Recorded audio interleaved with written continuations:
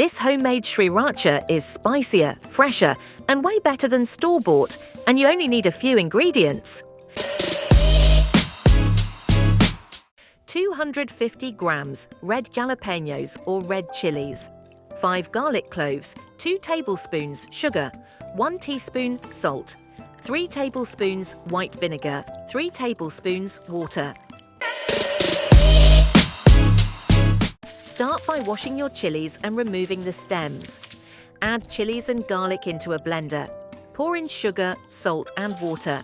Then blend until smooth. Transfer this mixture into a glass jar, cover loosely, and let it ferment at room temperature for 2 to 3 days. This step gives that signature tangy flavor. After fermentation, pour the mixture into a pan.